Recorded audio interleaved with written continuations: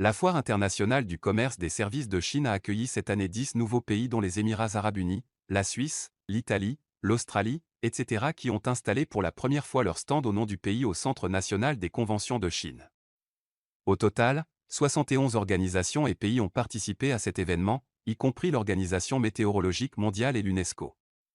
L'Argentine a participé cette année à la CIFTI pour la deuxième fois.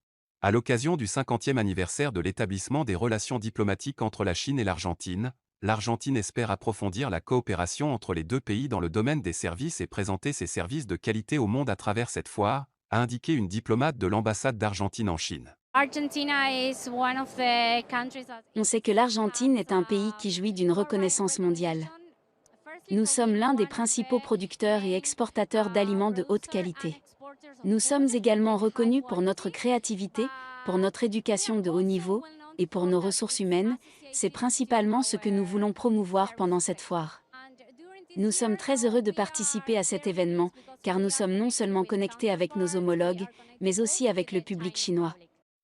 En plus des expositions, 25 pays, dont la France, la Suisse et la Thaïlande, ainsi que 4 organisations internationales, dont l'Organisation mondiale de la propriété intellectuelle, ont organisé 31 forums et conférences, autour des divers sujets tels que les solutions numériques et l'économie circulaire verte, visant à promouvoir leurs secteurs avantageux et leurs dernières réalisations dans le commerce des services et à favoriser la coopération ouverte des pays dans divers domaines tels que l'économie numérique et les services dans la protection de l'environnement. Au cours du forum, l'économie numérique promeut un développement de haute qualité du commerce international chinois, organisé le 3 septembre, la journée suisse, à l'occasion de la CIFTI, plus de 50 participants ont échangé leur point de vue à ce sujet, estimant que la coopération entre la Chine et la Suisse dans le domaine de l'économie numérique a de belles perspectives devant elle. Je crois que ça fait 4 ans que je n'ai pas touché un billet de monnaie. Il y a tout qui se passe maintenant sur WeChat, sur Alipay.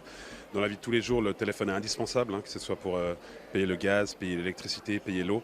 Donc je pense que le pas en avant qui a été fait au niveau de la digitalisation est énorme et vraiment en avance par rapport à énormément de pays qui sont vos voisins ou alors qui sont dans d'autres parties du monde.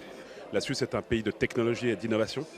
Donc je pense qu'il y a énormément de choses qui sont faites dans cette direction-là de collaboration avec la Chine par rapport au management des data, par rapport au management des clouds, et de énormément de choses. Donc oui, il y a énormément de contreparties qui sont faites. Il y a toute la robotisation aussi qui est contrôlée beaucoup par tout ce qui est digital.